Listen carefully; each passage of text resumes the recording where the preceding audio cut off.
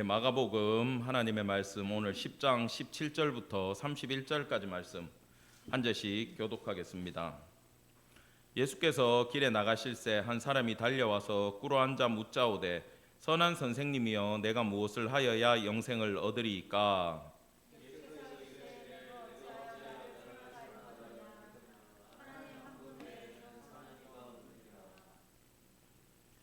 내가 계명을 안 하니 살인하지 말라, 간음하지 말라, 도둑질하지 말라, 거짓 증언하지 말라, 속여 빼앗지 말라, 내 부모를 공경하라 하였느니라.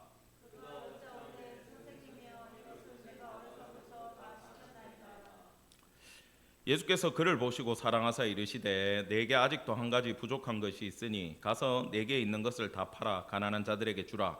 그리하면 하늘에서 보화가 내게 있으리라. 그리고 와서 나를 따르라 하시니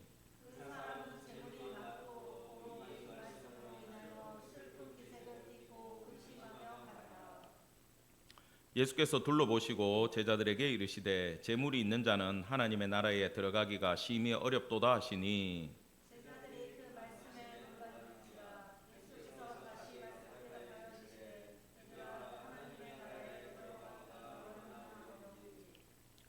낙타가 바늘기로 나가는 것이 부자가 하나님의 나라에 들어가는 것보다 쉬우리라 하시니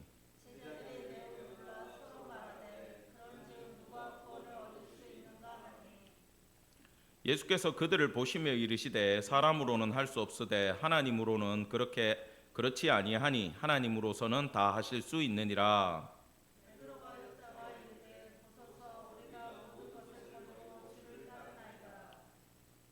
예수께서 이르시되 내가 진실로 너희에게 이르노니 나와 복음을 위하여 집이나 형제나 자매나 어머니나 아버지나 자식이나 전토를 벌인 자는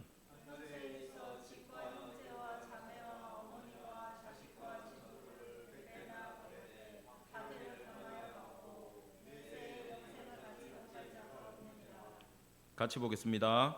그러나 먼저 된 자로 나중되고 나중된 자로 먼저 될 자가 많으니라. 아멘.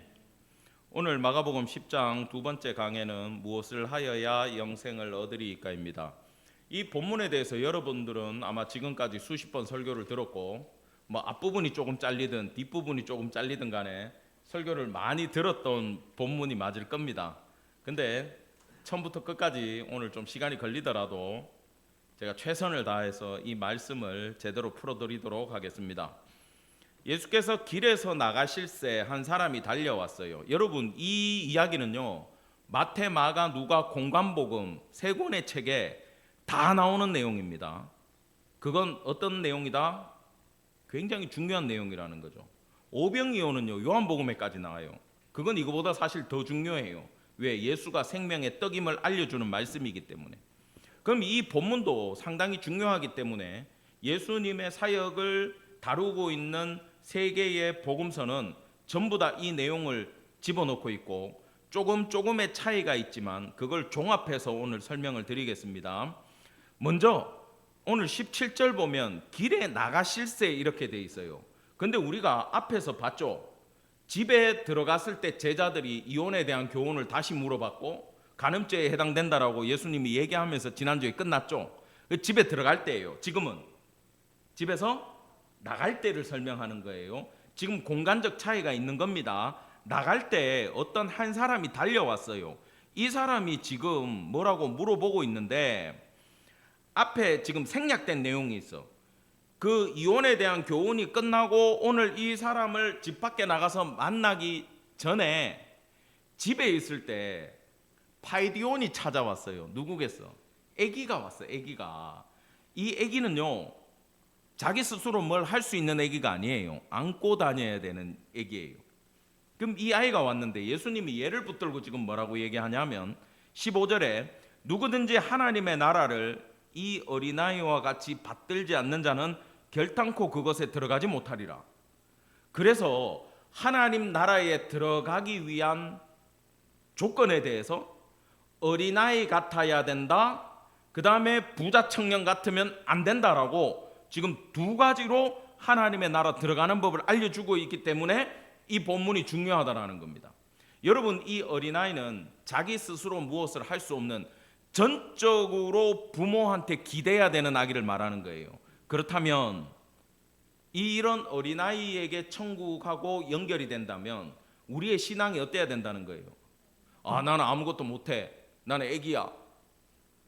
그러면 혼나요. 그거는 구원에 있어서, 영생에 있어서 내가 할 수 있는 조건이 있다 없다? 없다. 내 행위에 달려있는 게 있다 없다? 없다. 무조건 아버지 살려주세요 해가지고 구원받는 방법밖에 없다. 그게 이 어린아이 파이디온하고 똑같다라는 얘기를 지금 해주고 있습니다. 자, 아무튼 지금 이 사람이 달려왔는데 처음에 청년으로 시작해가지고 마가는요 부자인 거로 근심하며 돌아갔다라고 얘기를 하고, 마태는 젊은 청년이라고 얘기하고, 누가는 지위가 높은 청년이라고 얘기해요. 우리말로 하면 국회의원이야. 국회의원. 신분적 지위가 지도자급에 있어요. 이 사람은요 모든 걸 다 갖추고 있어. 모든 걸 다 갖춘 사람이야. 집안, 인물, 키, 인간성, 댐댐이, 심지어 신앙까지도 좋아요. 예의도 발라. 예수님 앞에 나왔을 때 이 사람은 자기가 당시에 취할 수 있는 모든 예의를 다 갖추고 있어요. 야, 보통요 다 가진 인간들은 저기 세상에 있잖아요. 막 좋은 차 타고 건들거리고 음악 쿵쾅거리고 돌아다니고 그런 데 있어야 되는데, 그래야 우리 신앙인들이 속이 상하지 않아. 근데 이 다 갖추고 있는 애가 신앙까지 있으려 그래. 열 받아요 안 받아요? 무척 열받게 하는 인간이에요 사실 보면은. 근데 이런 친구가 사윗감이면 좋아요 안 좋아요? 좋아요. 엄마들 지금 다 좋대. 아들 둔 엄마들 다 좋대. 딸 둔 엄마들 좋대요. 자, 근데 이 친구의 질문 보세요. 무엇을 하여야 영생을 얻으리까? 예수님 이 질문을 나쁘게 보지 않았어요. 이 친구는 모든 걸 다 갖췄음에도 하나님의 나라에 들어가고 싶은 갈망이 있어요 없어요? 있어요. 이건 뭐라 그럽니까? 교회 오빠, 엄마 친구 아들 이래 부르죠. 당시에 교회가 없으니까 어디 오빠야? 회당 오빠야. 이 친구 끝내주는 사람이야. 회당에 이런 오빠들 있으면 난리 나는 거지. 여기도 교회 오빠들 좀 있었죠, 그죠? 뒤에 흐뭇하게 바라보고 계신다 우리 김 집사님. 내가 옛날에 교회 오빠였는데 이러면서. 자, 이런 친구가 있었어요. 근데 선한 선생님 그러고 예수님 앞에 나왔는데 예수님이 그걸 콕 찍었어. 이게 여러분 어려워요. 예수께서 이르시되 내가 어찌하여 나를 선하다 일컫느냐? 하나님 한 분 외에는 선한 이가 없느니라. 여러분 예수님 선해요 안 선해요? 선하지. 근데 왜 예수님은 그래 내 선한 선생님 맞다 안 그러고 하나님만 선하다라고 이렇게 말을 뱉어버렸을까? 이것 때문에 교회사에 난리가 났어요.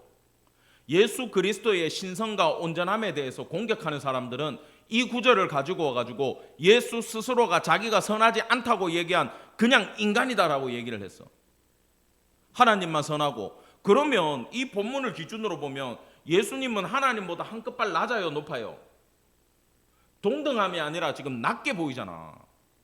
이런 본문을 오해하면 안 된다라는 거예요. 이걸 액면 그대로 오늘 성경을 액면 그대로 봐버리면 하나도 풀리지 않는 그런 말씀이에요. 지금요 예수님이 이걸 걸고 넘어지는 거야. 아시겠어요? 제 얘기 잘 들으셔야 돼. 조금만 지금 딴 생각하면 놓쳐버려요. 자, 예수님은 선한 선생님이라고 얘기한 이 선한에 대해 가지고 네가 가지고 있는 선함의 개념이 뭐지? 라고 얘기한 거예요. 알겠습니까? 지금 예수님은 끝까지 따라합시다. 절대선, 하나님만 가지고 있는 절대선을 얘기하는 거고, 이 친구는요 따라합시다. 내가 선하다. 이건 무슨 선이에요? 상대적으로 남들보다 선하다라는 생각을 가지고 있었어요. 그래서 예수님 당신도 상대적으로 우리보다는 좀 선한 분이지 않습니까? 라고 물어봤고, 네 기준은 틀렸다라는 얘기를 지금 돌려서 얘기하는 거예요. 그리고 이 친구는 접근법이 잘못됐던 거지. 선행으로 구원받는 거 아니냐, 율법을 지키는 선함으로써 구원받는 거 아니냐라고 지금 예수님한테 묻고 나온 겁니다. 이 친구는 율법을 잘 준수했어요. 근데 고민이 그거야. 딜레마가, 내가 율법을 잘 준수하긴 했는데 정말 이걸로 구원에 이를 수 있을까? 성경 그래도 좀 읽었어. 성경 읽은 사람이야. 그러니까 이게 궁금한 거야. 그래서 최고의 랍비인 예수한테 찾아간 거예요. 왜냐하면 이 친구 사고방식 속에는 영생과 자신이 행한 선한 일들의 연관성이 어느 정도 있을까, 내가 어느 정도 이 선한 일을 충족을 시켜야, 율법을 충족시켜야 영생에 이를 수 있을까? 이해됩니까? 불교하고 똑같은 생각을 하고 있어요. 지금 선 자체가 그래가지고 예수님이든 이 친구든 지금 그 구원에 이를 수 있는 선 자체가 규명이 돼버리면 답을 찾는 거 아닙니까? 근데 예수님이 하나님만 선하다라고 얘기를 해버리는 순간 그 선에 이 친구는 이를 수가 있어요, 없어요? 없어요. 영원히 하나님의 선에 이를 수 없기 때문에 이 친구는 선함을 가지고는 구원받을 수 있다, 없다? 없다. 네 질문 잘못됐다, 이 친구야. 그 얘기를 한마디로 하나님 외에 선한 분 없는데 라고 얘기를 뱉은 거지, 내가 선하지 않다라는 이야기가 아닙니다. 이 본문은. 자, 예수님이 이렇게 얘기한 게 좀 전에 설명을 했지만, 네가 아무리 선을 행한다고 해도 구원 못 받아. 이걸 깨닫게 하기 위한, 따라합시다, 수사학적 기법. 예, 이거 수사학적인 질문이에요. 역질문을 하는 거예요.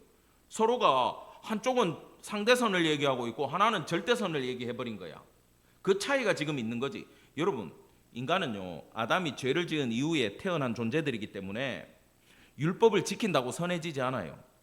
율법을 왜 지키라 그랬냐면, 율법을 지켜보면서 제사를 지내보면서 네가 얼마나 죄인이고 네가 얼마나 안 되는 인간인지 뼈저리게 네 자신을 돌아봐라. 그게 율법을 주신 목적이에요. 그래서 율법을 인간의 선에서 100% 지킨다고 해도 하나님의 선에 이를 수 있다, 없다? 없다. 왜? 근본적인 죄인이기 때문에. 그래서 이 청년은 사실은 궁극적인 딜레마가, 율법을 다 지키면 의에 이른다고 했는데 지킨다고 지켰는데 부족한 것 같아. 근데 뭘 몰랐냐 하면, 율법을 왜 주셨고 그 율법의 기능이 뭔지, 목적이 무엇인지까지는 그 당시 교사들한테 배우지 못했기 때문에 요까지밖에 생각을 못했다라는 겁니다. 여러분, 지금까지는 이제 이해가 되시죠? 그 다음에 예수님이 이제 19절에 6, 7, 8, 5, 6, 7, 8, 9, 10계명을 설명을 해줘요. 이건 따라합시다. 대인관계 계명. 예, 10계명은 두 파트에서 1에서 4계명은 대신관계야. 인간과 하나님의 관계의 율법이고, 5부터 10은 인간 대 인간과의 관계에 주는 개념이에요. 계명이에요. 그러면 예수님이 1, 4는 왜 생략했냐 하면, 이거는 유대인들한테는 100% 당연한 거야. 이해가 되죠? 그 질문 안 해도 100% 당연하기 때문에 뒤에 것만 딱 던지는 거예요. 너 따라합시다. 자네 이웃을 사랑하냐? 우리한테 물어봐요. 나는 이웃을 사랑하는가? 물어봐요. 스스로한테 속으로. 자, 여기 살인, 간음, 도둑질, 거짓 증언, 속여 빼앗지 말라, 부모를 공경하라라는 건 할 수 있어요, 겉으로. 이 친구도 얘기하죠. 선생님, 내가 이건 어려서부터 다 지켰는데요. 호언장담하는 거야. 여기에 나오는 액면적으로는 다 지켰어요. 도둑질 안 했을 거고 거짓말 안 했을 거예요. 이 정도 되는 친구는 부모님한테도 돈이 있는 애기 때문에 효도하고 있을 거라고, 해달라는 거 다 해주고 있을 거야. 근데 이건 내면의 뜻은 모르고 책임감과 의무감에서 행하고 있는 거지. 부패한 인간은 전적으로 악하기 때문에 이 율법의 참 뜻까지는 지킬 수 있다, 없다? 없다. 아니, 이쁜 여자 보면 음욕이 올라오는 게 남자들 당연하고 여자들도 당연한 거 아닙니까? 그죠? 그런 생각은 들 수 있어요. 인간은 죄인이기 때문에 들어요. 그 생각조차 안 해야 이 계명을 벗어날 수가 있어. 살아있는 인간은 할 수 없습니다. 근데 이 친구는 율법을 이해 못하고 있기 때문에 겉으로 지키는 그 조항 하나 가지고 자기는 지키고 있다고 호언장담하고 있다라는 거예요. 이건 뭐냐? 내 자신의 의를 가지고 있고, 아시겠어요? 요 내 의로 구원받고자 하는 거야. 그리고 이 의를 다하기 위해서 뭐가 부족합니까? 알려주면 다 하겠습니다라는 뜻으로 이야기하고 있는 건데, 이 친구는 하나님의 주신 참 율법의 뜻에 대해서는 전혀 이해를 못하고 있는 굉장히 안타까운 상태입니다. 근데 예수님이 그를 보시고 사랑하사 이렇게 얘기를 해요. 여러분, 기특해요, 안 기특해요? 당시에 이래라도 하는 사람이 있다는 게 예수님은 너무 기특했어. 야, 노력을 하는구나, 얘가. 이쁘다. 근데 또 한편으로 이 말은 무서운 얘기예요. 하나님은 인간을 어떻게 사랑합니까? 절대적인 선으로 내 자식을 죽이면서까지 하나님은 인간을 사랑하고 있어요. 그러면서 그 인간한테 원하는 게 뭐예요?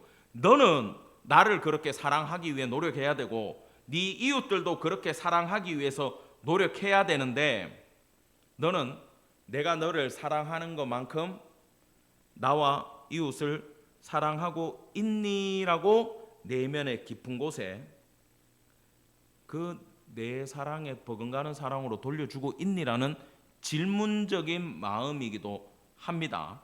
그러면서 그 내용은 좀 어렵지만 일단 넘어갈게요. 나중에 이해해 보세요.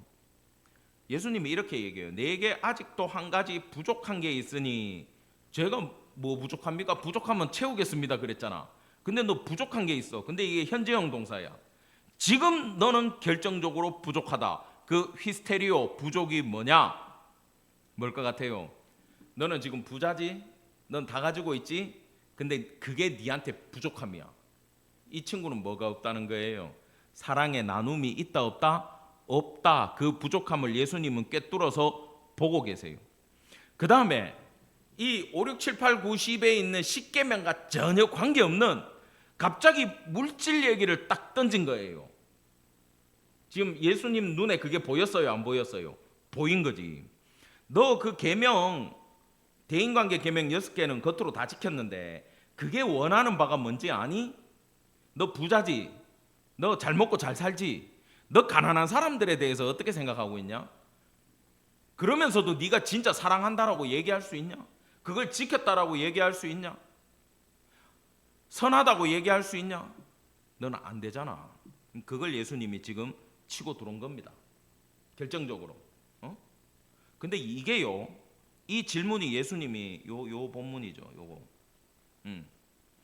가서 내게 있는 것을 팔아 가난한 자들에게 나눠 주고 하늘 보화를 받고 너는 나를 따르라, 이렇게 돼 있잖아요. 문장이 세 가지죠. 네 것 다 팔아가지고 나눠 줘버리고 대신 너는 하늘에서 오는 걸 받고, 결정적으로 빨간색 나를 따르라가 핵심이에요, 이 이야기가. 자, 여기서 착각하면 안 돼. 가톨릭은 구원받는데 이 나눠줌이 필수로 있어야 된다라고 얘기를 해요. 이 본문을 잘못 해석한 거야. 이 친구가 구제를 안 하고 돌아갔기 때문에 구원에서 배제됐다라고 가르쳐요. 절대 그건 아닙니다. 여러분, 어려서부터 계명 다 지켰습니다. 이걸 제가 이 말씀 준비하면서 저한테 적용시켜 봤어요. 내가 예를 들어 목회가 힘들고 삶이 힘들어요. 전혀 이 얼굴에 붙어 있는 살이 힘듦을 말해주진 않지만 힘들다라고 칩시다. 그래, 힘드니까 주님 앞에 나와가지고 한탄을 하는 거야. 주님, 내가 중국에서 이만큼 선교를 했고 내가 이렇게 목회를 했고 사역을 했는데 내가 왜 축복을 못 받습니까? 뭐가 부족합니까? 내가 더 이상 뭘 해야 됩니까? 주님, 알려주시옵소서. 왜 그래 좋아해요? 이 얘기하고 똑같은 거야. 내 계명 다 지켰습니다. 뭐가 부족합니까? 똑같은 이야기예요. 여러분들 이런 마음 있어 없어? 기도했어요, 11조 했어요, 예배 드렸어요, 봉사했어요. 뭐가 부족해가지고 내 인생을 이렇게 힘들게 하시. 여기서 우리가 다 걸려. 근데 우리가 정신 차려야 되는 게, 우리가 주의 이름으로 선지자 노릇하고 우리가 주의 이름으로 귀신을 쫓아내고, 그 산상수훈에 나오는 얘기하고 똑같은 얘기야 그게.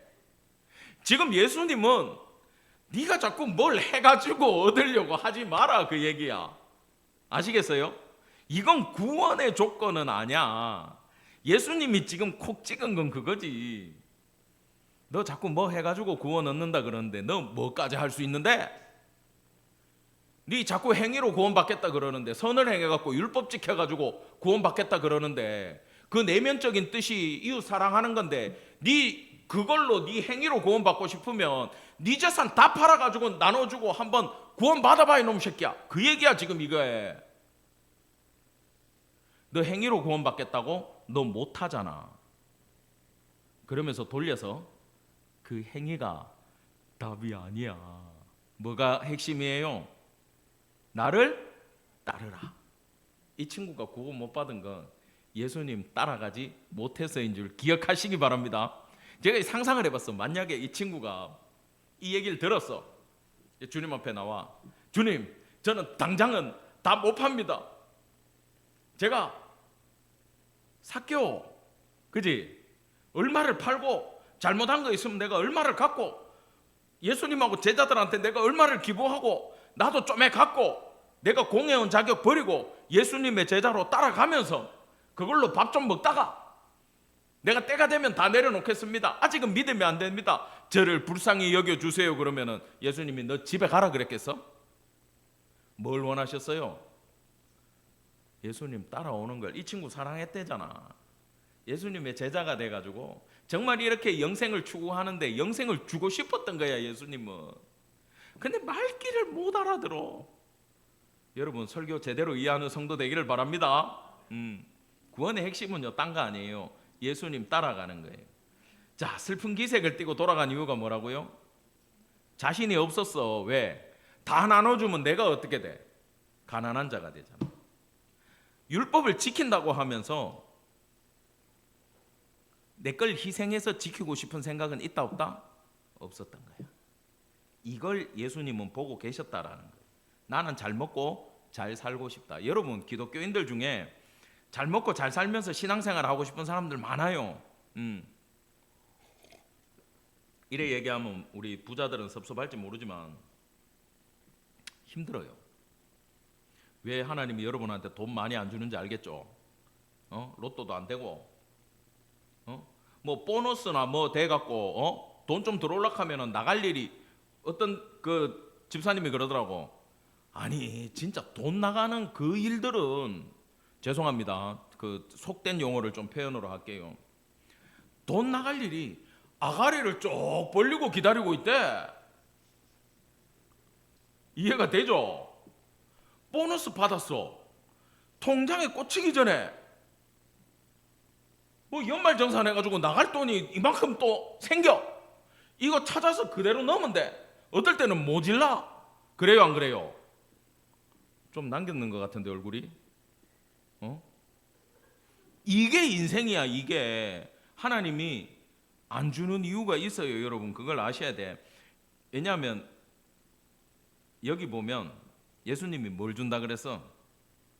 보라색 글자, 하늘의 보화가 내게 있으리라.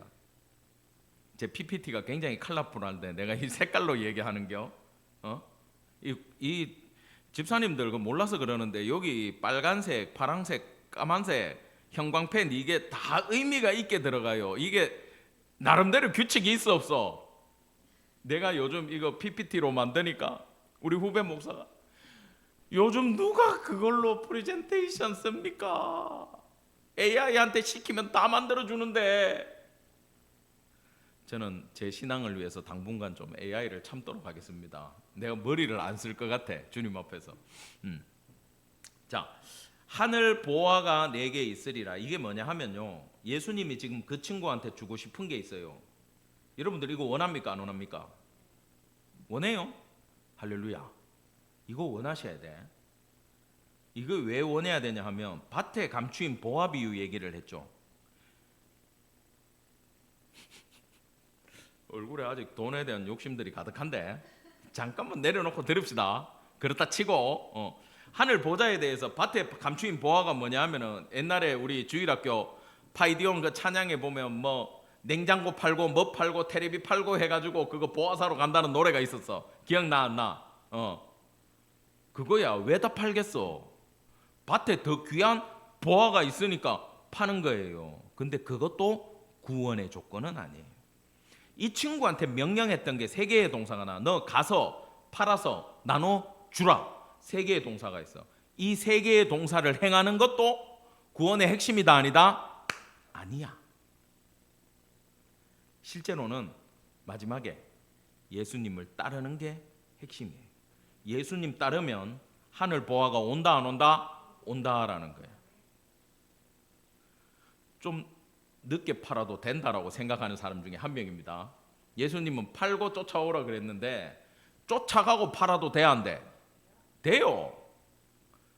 그럼 어떻게 되는지 알아요? 모르죠. 안 겪어봤으니까 모르지. 겪어본 1인으로서 얘기해 줄까요? 모든 걸 내려놓기 전에, 속세를 떠나기 전에 신학교를 먼저 간 사람이야. 왜? 나는 교회가 좋았거든. 나는 어릴 때 우리 목사님이 너무 멋있었거든.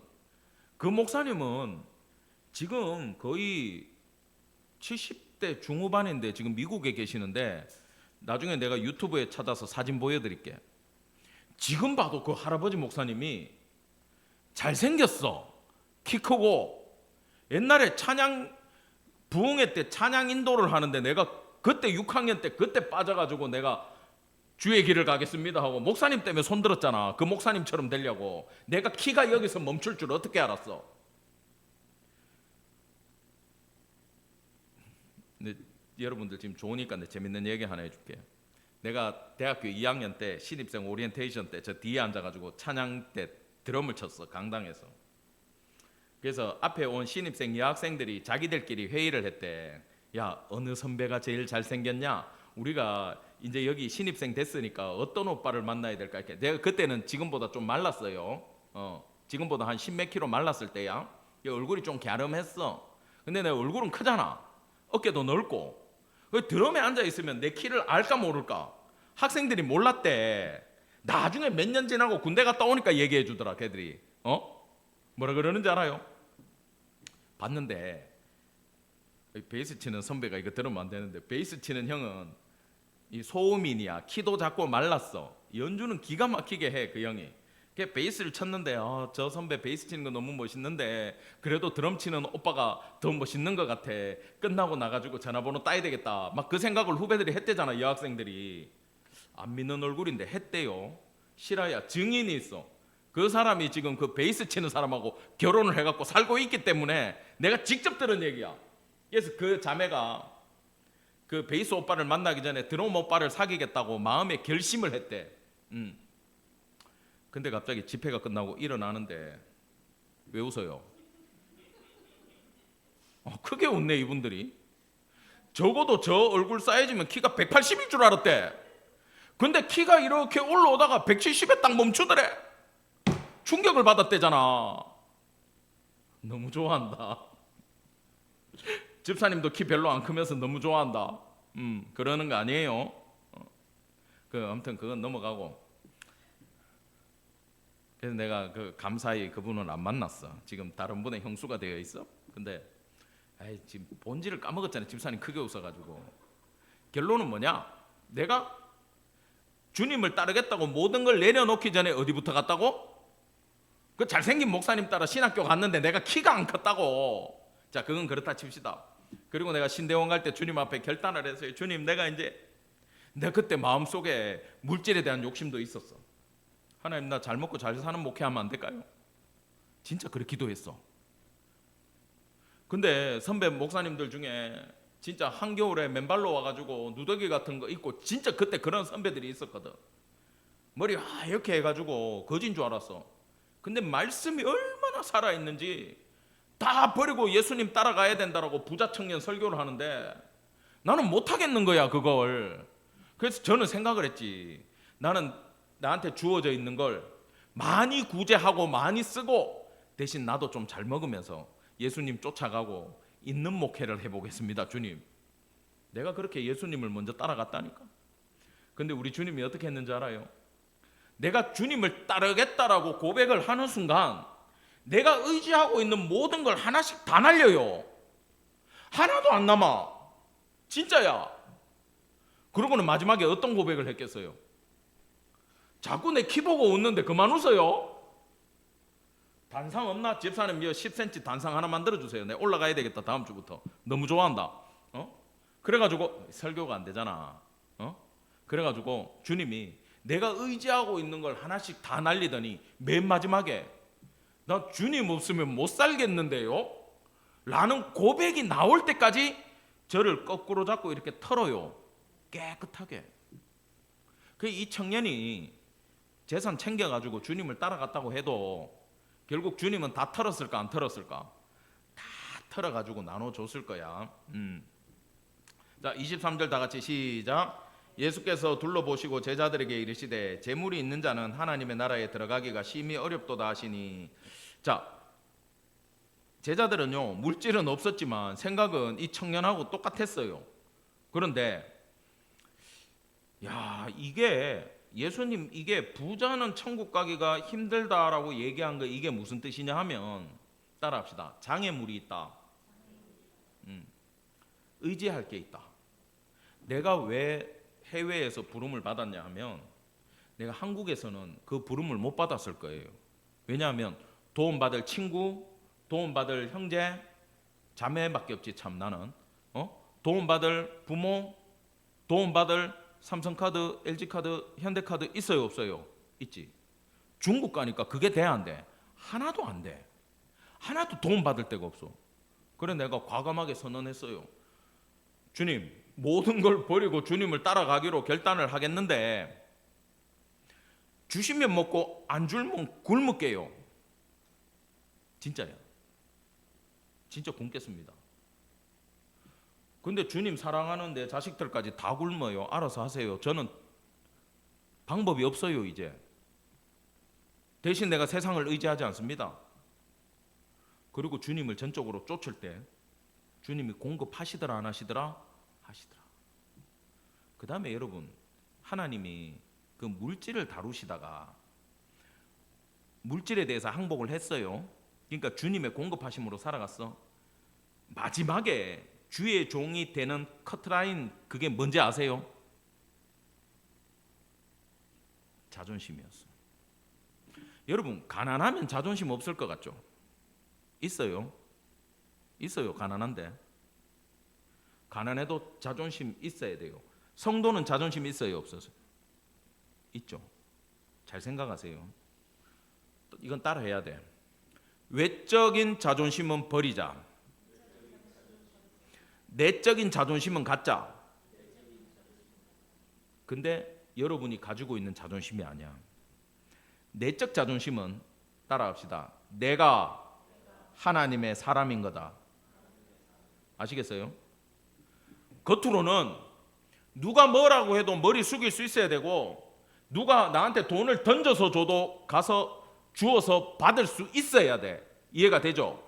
외적으로는 여러분 자존심이 없어야 하나님이 쓰기가 좋아. 오케이? 근데 이거 진짜 잘 들어야 돼. 사람들 영상으로라도 이거 꼭 기억해야 돼. 내적인 자존심도 원래는 없어야 돼. 왜? 예수님 십자가에서 나는 죽었어요 안 죽었어요? 죽었지. 그런데 자존심이 없으면요 사람이 견뎌냅니까 못 견뎌냅니까?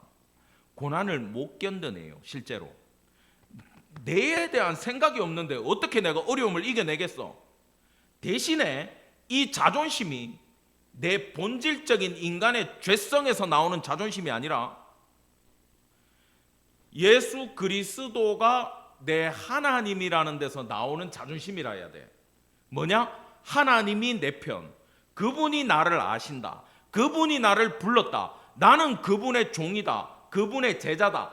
이 사고방식이 내 자존심이 돼가지고 이걸로 내 내면을 모든 자존심 상하는 상황을 견디면서 나가야 돼요. 성도는 이것만 되잖아요.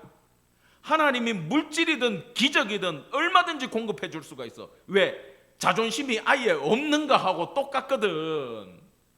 그러면 하나님이 내 자존심이 되어주시면은 하나님이 이끌고 갈 수 있단 말이에요. 주인이 돼가지고 내 자리에 내 속에 보좌를 내어드려라, 하나님을 왕으로 모셔라. 여러분 머리로는 다 알지 속으로 안 되잖아. 왜? 자존심 때문에 안 돼. 근데 그 자존심 버리면 내가 죽을 것 같아. 버리세요. 우리가 가져야 되는 자존심은 딱 하나밖에 없어. 예수님과 나의 관계성. 그분이 날 알아줬다라는 게 그것만 있으면 세상에 아무리 큰 부자를 만나고 아무리 강한 사람을 만나도 여러분 두렵지 않아요. 왜? 누가 내 편이야? 예수님이 내 편이야. 이게 강해지면요, 사드락 메삭 아벳느고처럼 느부갓네살 왕 앞에서 왕이요, 그리 아니하실지라도 이게 나와요.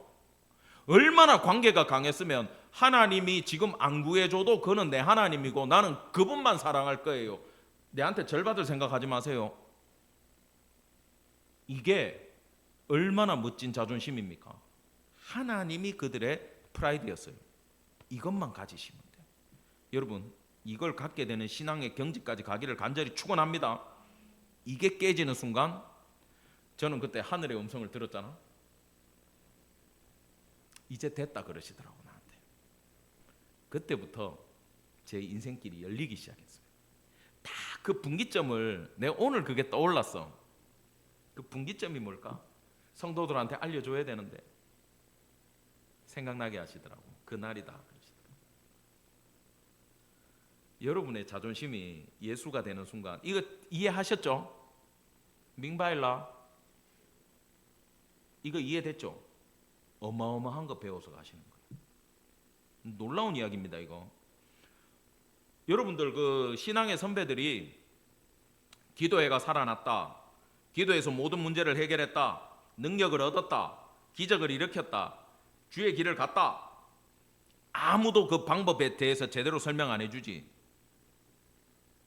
그걸 분석하는 명석한, 그래도 회사 생활 해본 사람이 목회를 해야 이걸 분석을 해. 원인 분석을 딱 해보면 자존심이 깨지던 날이었어. 그 목사님도 알아요. 근데 자존심이 없는 줄 아세요? 아니에요. 있어야 돼요. 예수라는 자존심. 예수님이, 어려운 표현 하나 쓸게. 뒤에도 내가 적어놨는데 따라합시다. 자기 계시. 자기 계시로 내한테 다가와야 그게 내 자존심이 돼. 믿으십니까? 이걸 가지면 세상 것 다 버릴 수 있어. 내가 이걸 지금 길게 설명하는 이유가 있어. 자, 부자들 얘기는 넘어가고, 예수님이 얘들 보고 낙타가 바늘기로 가는 것이 들어가는 게 부자가 하나님 나라 들어가는 것보다 쉽다라고 얘기하는데, 저도 이거 옛날에 거기 선배 목사님한테 들었던 얘기가, 이스라엘에 가면 예루살렘 성에 옛날에, 지금은 다 무너지고 없지, 문이 있는데 큰 문이 있고 바늘귀 문이라고 구석에 있대. 그러니까 통금 시간 밤 10시가 되면 문 다 잠그고 병사들이 지키고, 장사 끝나고 길이 늦어져 가지고 낙타 몰고 늦게 오는 사람들은 그 문으로 들어가야 되는 건데 키가 요거밖에 안 되는 거예요. 문이. 그러면 사람이 낙타 타고 들어갑니까? 못 들어갑니까? 못 들어가죠. 내려야 돼. 내려서 기어 들어가야 돼. 엎드려 가지고. 낙타는 짐 싣고 들어가요? 못 들어가요? 짐 다 내려놓고 낙타도 기어서 들어가야 돼요. 기면 들어갈 수 있어. 그래서 예수님 앞에 굽혀야 된다라고 옛날에 설교를 많이 했어요. 겸손이 구원이다 그래서. 틀린 얘기야. 내가 이번에 가서 알아왔어 이걸. 이게요, 이스라엘 성지순례 가가지고 전부 다 잘못 배워갖고 오는 얘기가 이거예요. 그리고 현지에 가면 랍비들이 이게 무슨 얘기냐 하면 낙타하고 밧줄하고 단어가 비슷해. 예수님이 낙타라 안 그랬고 바늘이라 그랬는데 니들이 번역 잘못했다 그래. 랍비들이 그래요. 밧줄이 바늘을 통과합니까? 못 통과합니까? 못 통과하지. 니네 성경이 잘못됐다라고 랍비들이 성지순례 가면 얘기를 해줘요. 근데 신약 성경에 그런 오류를 유대인 랍비들이 10개 정도를 찾아가지고 성지순례 오는 사람들한테 이거는 바늘귀 문이고 이거는 또 다른 사람들은 이거는 밧줄이고 하는 얘기 레파토리가 10개가 있대요. 가면 여러분 다 거짓말이래. 지금 예수님이 하고자 하는 이야기는, 여러분 낙타가 이만하고 바늘귀가 내 눈에도 안 보이는데 가능합니까? 불가능합니까? 불가능하다. 인간이 행위로 구원받는 건 이처럼 불가능하다를 얘기하신 거야. 아주 쉬워. 그러면서 가능한 건 뭐야? 하나님으로서는 다 할 수 있다. 어떻게? 예수를 보내셔서, 예수가 십자가에서 대속하고 그 예수를 믿는 구속의 방법으로는 다 구원할 수 있다. 부자든 가난한 자든, 높은 사람이든 낮은 사람이든, 건강한 사람이든 아픈 사람이든 다 구원할 수 있다. 누구는? 하나님이 예수를 통해서는. 믿으십니까? 인간의 방법으로는 된다 안 된다? 무조건 안 된다. 이걸 설명하신 거예요. 절대 속지 마세요. 그 얘기 아니래요. 그래서 결론, 부자 청년은 기부를 안 해서 망한 게 아니라 예수님을 따라 나서지 못해서 망한 거라는 걸 여러분 기억하기 바랍니다. 이런 오류는요 우리가 없을 것 같은데 성경에 또 나와요. 요한복음 5장에 보면 베데스다 못가에 38년 된 병자 비유 많이 들었어요, 안 들었어요? 비유가 아니고 실화지. 이때 어떤 일이 있었냐면 여기 베데스다 하는 못이 있는데 그 옆에 집이 5채가 있고 거기에 환자들이 버글버글해. 여기에 어쩌다가 천사가 한 번씩 내려와 가지고 물이 확 하고 움직일 때 1등으로 물에 뛰어드는 환자는 어떤 병이든지 치유를 받는다라고 하는 속설이 있었어. 예수님이 그 얘기를 듣고 갔어. 가가 딱 봤는데 누가 제일 아쉽냐 하면 여기 38년 된 병자야. 그러니까 치유해 주려고 가가지고 6절에 예수께서 그 누운 것을 보시고 병이 벌써 오래된 줄 아시고 오래됐어 38년 네가 낫고자 하느냐? 그럼 뭐라 하면 돼요? 예 하면 되잖아. 근데 이 친구가 7절에 뭐라 그럽니까? 같이 봅시다. 시작. 병자가 대답하되 주여 물이 움직일 때에 나를 못에 넣어주는 사람이 없어 내가 가는 동안에 다른 사람이 먼저 내려가나이다. 여러분 이 이야기가 옛날에는 그냥 봤을지 몰라도 지금 우리가 예수님 능력을 알고 이 설교를 듣고 행위로 어떤 것도 할 수 없다라는 걸 알고 이걸 들으니까 어떻게 들려요? 38년 된 병자가 아니고 그냥 병신이야. 그래 안 그래? 만유의 주 모든 걸 할 수 있는 분이 지금 앞에 와가지고 치료해 줄까 그러는 거잖아. 그럼 뭐라 하면 돼? 예스 하면 끝나? 예 주님 낫고 싶습니다. 말이 필요가 없어. 나를 불쌍히 여겨주세요 이 얘기만 하면 되는데 뭐라고 그랬냐 하면 이건 이 뜻이야. 천사가 오면 있잖아요. 선생님 건강해 보이네. 이 옆에 아저씨도 어부들 힘세 보이네. 내 들어가지고 거기 1등으로 좀 넣어주세요. 그거 부탁한 거야 지금. 누구한테? 예수님한테. 여러분 우리가 안 이럴 것 같죠? 우리가 지금 이런 신앙을 갖고 있는 거예요.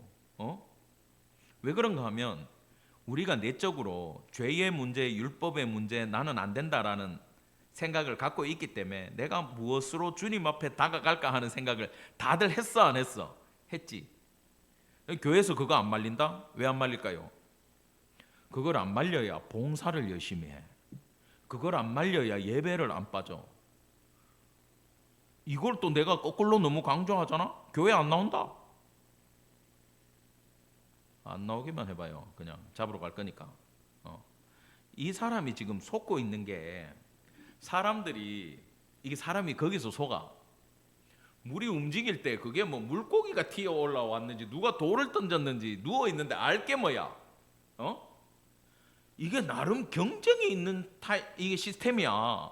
빨리 물에 뛰어드는 사람이 치료받는 경쟁 사회 속에 살고 있으니까 만유의 주가 찾아왔는데 알아볼 줄을 모르는 거야. 이게 속고 있는 거야. 뭐냐면 내 속에 우리는 아니라고 하지만 율법을 지켜서 의에 이른다라고 하는 그 생각이 고착화되어 있는 거는 이 베데스다 못가에 38년 된 병자나 우리나 똑같아요. 목사도 이게 뒤늦게 깨지는데 평신도들 얼마나 안 힘들겠어. 이걸 듣고 우리 베드로가 지금 이건 이 분위기예요. 청년이 근심하며 돌아갔잖아. 근데 예수님이 야 부자는 안 된다 그랬잖아. 근데 딱 생각해 보니까 나는 부자야 아니야. 조건을 갖췄어. 첫째 나는 부자가 아니야. 어부야. 그 다음에 모든 걸 버리고 지금 예수를 따르고 있어. 조건이 돼야 안 돼? 되는 거야. 그래가 물어보는 거예요.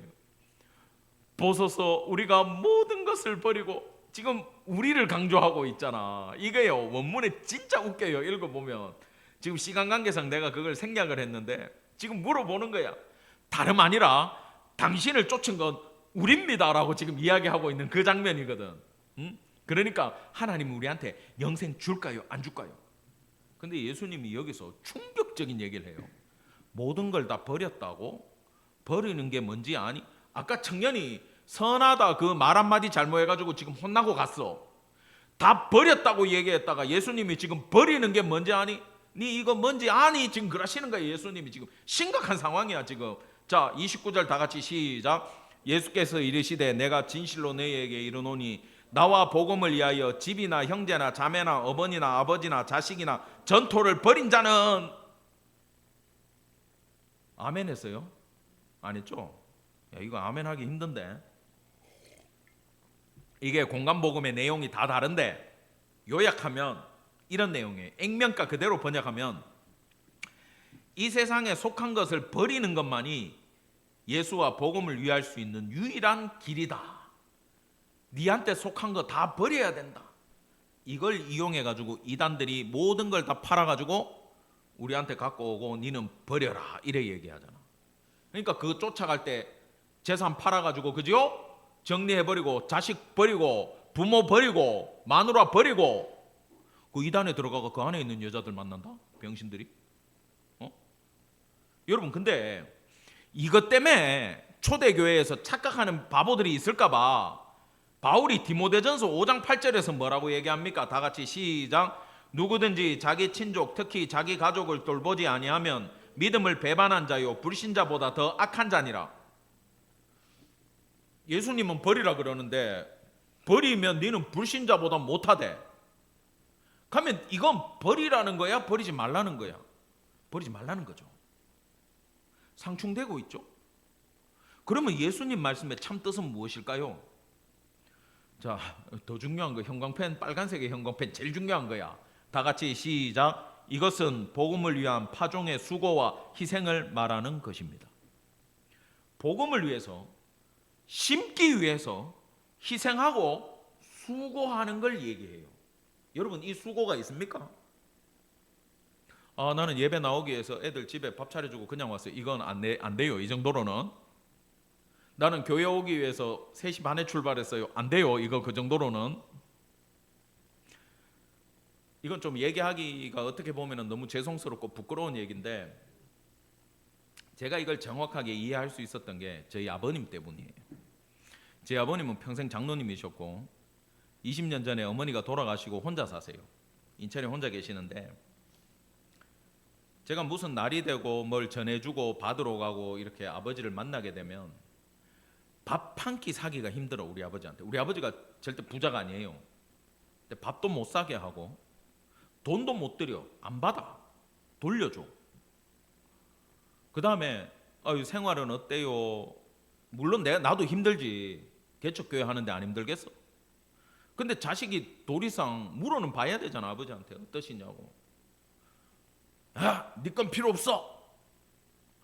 아들을 버린 줄 알았어. 근데 그건 또 아니야. 그래서 내가 물었어요. 아버지 왜 그러냐고.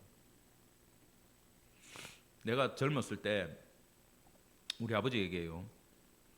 장로를 하면서 교회 개척을 많이 도와봤고 5번 정도 교회를 세워나가 봤대. 아버지가 개척교회를 할 때 개척교회 목사가 얼마나 힘든지는 시대를 떠나서 아버지가 잘 아신대. 그 다음에 하나님이 가라고 해가지고 네가 이 항남에다가 교회를 세울 때 아버지는 입지 조건상은 안 된다라고 봤대. 아버지는. 근데 또 방법이 없는 게 자기 건물이 없는 교회는 부흥시키기가 힘들대요. 맞잖아요. 왔다가 다 가잖아. 부담되니까. 우린 전혀 부담 안 느껴도 되는데 그죠?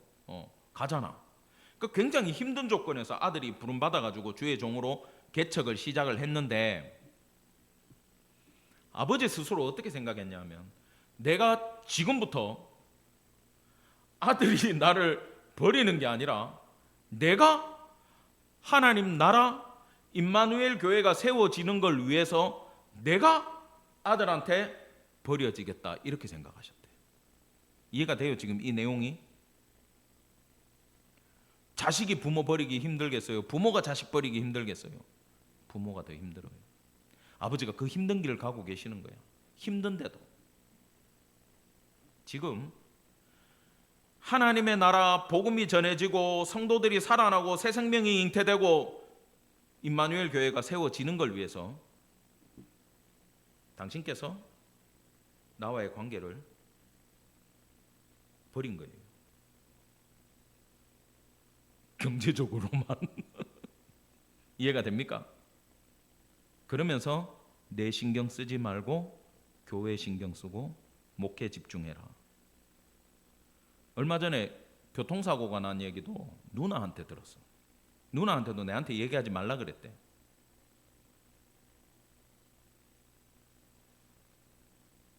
왜 그랬어요? 라고 나중에 알고 전화를 했어. 절대 병원 올 생각하지 말고 아버지 멀쩡하니까 신경도 쓰지 마라. 이거 때문에 내가 찾아간 거 아니야. 그 다음에 퇴원했다 그러길래. 그랬더니 교통사고 환자들이 먹는 한약이 안에 설명을 보니까 허리 아픈 사람한테 좋다더라 하면서 내한테 그 약을 안 먹고 챙겨주시는 거야. 오히려 눈물이 나요 안 나요? 가슴이 뭉클하더라고. 그러고 이 말씀을 딱 보는데 야, 아버지가 이제 목회하시는구나. 예수님 말씀대로 하시는구나. 그래서 깨달았어. 뭐냐? 아버지가 지금 복음을 위해서 버리고 희생하고 뭐하고 있어요? 하늘에 심고 있어. 이해가 됩니까? 주님, 저는 안 받고 교회를 위해서 안 받고 하나님 나라 위해서 안 받을 테니까 저기에 적립해 주십시오. 그러고 주님 나라에 심고 계시는 거예요. 이해가 되죠? 바꾸면 다 똑같습니다. 지금 이 벌이라는 얘기는 하나님 나라를 세워나가는 과정에서 우리가 악한 세상을 살아가니 방법 없이 희생이 필요하기 때문에 더 중요한 게 무엇이냐를 예수님은 우리한테 설명해 주고 있어요. 그렇다면 현세에 100배나 받고 이것만 있으면 돈 놓고 돈 먹기지. 전부 다 하나님 일 하지. 근데 뒤에 뭐가 따라 나와? 박해를 겸하여 받고 현세에 축복이 와요. 놀라운 은혜와 기쁨을 맛볼 수 있고 영적인 충만함을 맛볼 수 있지만 박해도 온다 안 온다? 와요. 얼마나 힘들겠어. 그럼에도 내세에 영생을 받지 못할 자가 없다. 그래서 여기에 투자하는 사람들은 이 땅에서는 힘들어요. 기쁨은 있지만 힘들어요. 근데 하나님 나라에서는 하나님이 완벽하게 채워주실 줄 믿으시기 바랍니다. 아멘.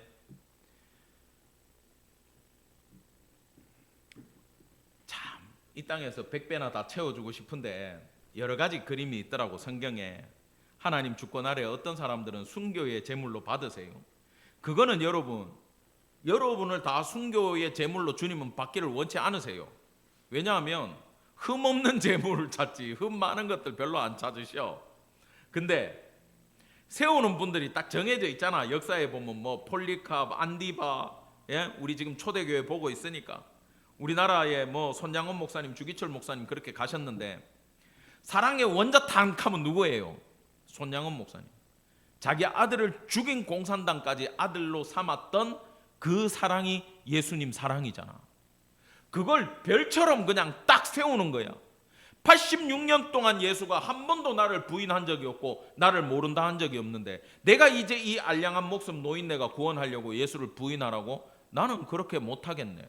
내 불에 태우시오. 1시간이면 다 타지. 니들은 나중에 영원한 불에 떨어질 거야. 가자. 그게 폴리캅 선생님이야. 믿으십니까?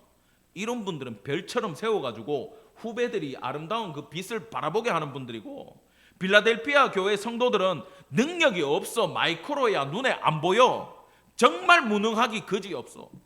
그런데도 버틸 힘, 인내의 힘을 주셔서 이끌고 가면서 세우시고, 또 어떤 사람은 부자로 세워. 제일 부러워. 막 장로님이고 사업해. 근데 하나님의 일도 엄청나게 감당해. 알고 보니까 자기 재산 별로 없어. 다 헌금해가지고, 다 기부해가지고 이렇게 쓰는 분도 있고, 우리처럼 그냥 아무것도 아니야. 외형적으로도 경제적으로도 평범한데 삶 가운데 은혜가 있어요 없어요? 눈물이 있어요 없어요? 감사와 기쁨이 있어요 없어요? 여러분 기도하면 응답이 와요 안 와요? 오죠. 그거 붙들고 살아가게 하는 성도도 있음을 믿으시기 바랍니다. 아멘. 자, 근데 먼저 된 자가 나중되고 나중된 자가 먼저 된다 그러는데, 마태복음 20장에 포도원 농부의 비유에서는 나중된 자가 먼저 되고 먼저 된 자가 나중된대.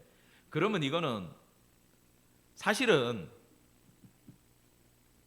먼저 믿은 사람이 신앙이 떨어지고 늦게 믿은 사람이 구원받고 이 얘기가 아니고, 구원받은 것처럼 보이는데 구원에서 배제되는 사람이 있고, 저거는 사탄의 괴수 같은데 구원받는 사람이 있다, 그 얘기예요. 부자 청년 같은 경우도 제자들은 전부 다 구원받은 백성으로 봤잖아. 근데 예수님이 아니라 그랬잖아. 근데 니들 정신 똑바로 차려라. 니들 내 쫓았다고 구원받은 것 같은데 베드로 어떻게 돼? 나는 주를 모릅니다 하고 집에 갔지. 회개 안 했으면 갔어요, 그대로. 가룟 유다 갔죠. 이 자리에 있었는데. 바울 같은 경우에 스데반 때려 죽이는 일에 나섰던 사람이잖아요. 근데 이방인의 사도락하면서 뒤늦게 돼가지고, 이 양반 때문에 우리 신약 성경이 얼마나 늘어났어. 그죠? 공부할 게 왜 이래 많아. 그렇게 예수님이 이끌어 갈 때도 있어요. 우월감 가지지 말고 그리스도 본받는 일에 집중하라고 예수님이 이 말씀을 주셨습니다.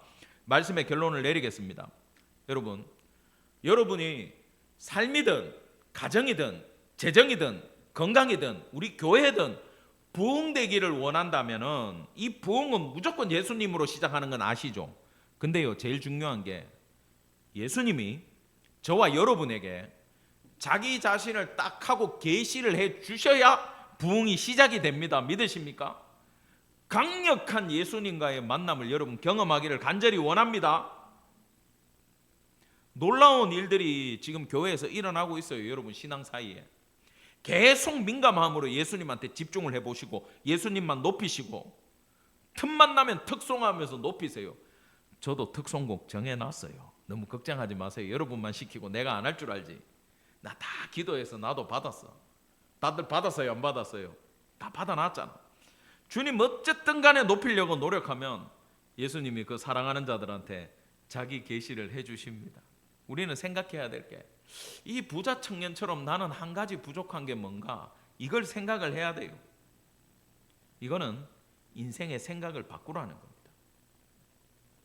예수로 구원받는데 자꾸 선한 행위로 구원받으려고 했던 걸 예수님이 바꿨잖아요. 그러면 이거 우리한테는 그거예요.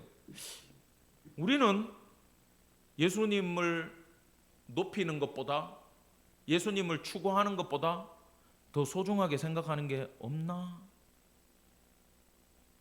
이걸 여러분 오늘 밤 기도할 때 곰곰이 기도해 보시기를 간절히 바랍니다. 이게 여러분의 첫 번째 기도예요. 대부분요, 여러분 물질을 먼저 생각을 해요. 사람 기도시키면. 왜냐하면 돈이 있으면 자식 농사도 쉽고, 학원 보내면 되고, 유학 보내면 되고, 건강관리도 쉬워, 운동하면 되고, 트레이너 붙이면 되고, 내 인생을 위해서도 여행 가고 누리고 노후도 걱정 없어, 돈만 있으면. 그런데 물질에 대해서 생각을 제일 잘 하시기 바랍니다. 인생은 물질이 필요해요. 그래요, 안 그래요? 필요하죠. 교회도 물질이 필요하고 여러분도 필요하고 나도 필요해요. 근데 그 물질이 우리 가치관에, 내 생각의 패러다임에 목적지가 되면 안 돼. 과정일 뿐이야. 내가 살아가는데 돈이 필요한 거지, 돈을 벌기 위해 살면 안 된다라는 거야. 그래서 열심히 출근들 해가지고 돈도 벌고 아르바이트도 할 수 있으면 하고 버세요. 다만 목적을 잃어버리지 않기를 바랍니다. 은사도 마찬가지예요. 하나님 능력 주십시오, 은사 주십시오, 능력 주십시오, 뭐 오만 기도 다 해도 돼. 근데 목적을 알아야 돼. 하나님이 저와 여러분에게 재능을 주시고 건강을 주시고 물질을 주시고 은사를 주실 때는 주변에 있는 생명을 구하라고 주시는 거예요. 믿으십니까? 그 부자 청년 보고 한 가지 하라 그랬잖아. 가난한 사람들 도와봐라, 저 사람들 한번 살려봐라 그러잖아. 우리가 돈이 아니라도 우리의 목적을 하나님이 사랑하는 그 생명 구하는 일에 써야 되기 때문에 전도가 목적이 돼야 되고 선교가 목적이 돼야 되는 줄 기억하시기 바랍니다. 근데요, 늦었지만 이미 늦은 거 뭐 한마디만 더 하고 마칠게. 이제 진짜 끝이야. 전도하라 그러면 전도 못한다는 사람들이 있어요. 내가 저 친구가 전도 대상이고 내하고 친한데 나는 가난하고 쟤는 상대적으로 부자고, 나는 지위가 낮고 쟤는 상대적으로 지위가 높아. 그러면 전도하기가 쉬워요? 어려워요? 어렵지. 근데요, 그걸로 전도하는 거예요? 아니에요. 아까 자존심 죽이라 그래서 안 죽였어. 죽였지.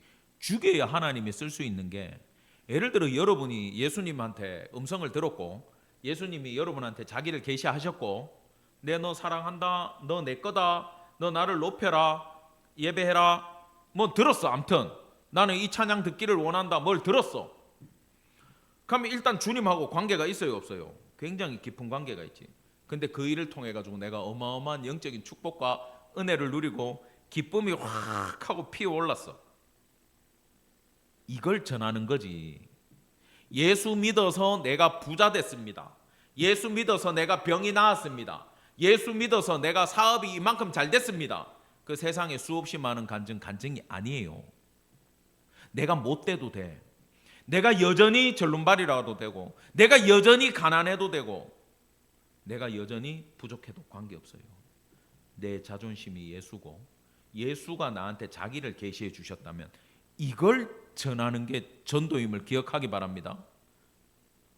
사마리아 우물가의 여인, 환경이 안 변했잖아요. 뭐라 그러고 쫓아다녀요? 내가 메시아를 만났다. 그러니까 사람들이 네 말이 안 중요하고 우리가 가서 메시아한테 직접 들어야 되겠다 하고 이리로 오잖아, 예수님 앞에.